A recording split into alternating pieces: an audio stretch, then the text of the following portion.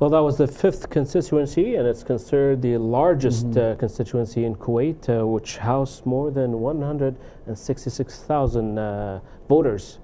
Well, that's all the data we have for the constituencies, and now we move. Actually, joining us live via Skype is our first guest, Assistant Professor of Law at Kuwait University, Dr. Bashayer ALMajid. Welcome, Dr. Bashayer, and thank you for joining us on the special coverage for the 2020 parliamentary election for the 16th legislative term. Thank you very much, and it's a great pleasure, and thank you for having me today. Pleasure all ours. Dr. Bashayer, what is your general thoughts of this year's election? I think this year's election is very, very different because of various reasons. Because of the global health pandemic, of course, and also because it was mainly and heavily depending on media campaign. So I think it is indeed a very challenging and very different elections. In this year's election, there is a record number of women running for the National Assembly. What can you tell us about the significant role of women in the election, and how important is it to have a woman representative in the National Assembly? Yes, we also the number of women running for the elections this year. It is definitely and indeed a very positive sign and very positive thing. However, and I hate to speak in a negative thought.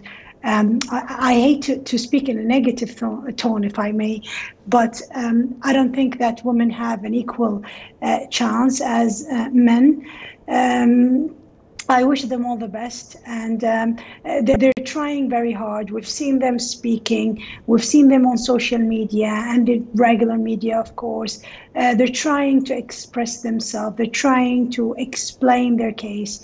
I wish that they will have a good chance today and a good chance to win at least few seats in this coming parliament, and we're all working for that. But actually, it is a very, very critical and important issue that we need to address, which is women empowerment, because as you see, most of the vast majority of men who are running for this particular election are very well known, or they already took a very serious governmental roles, so people already know them.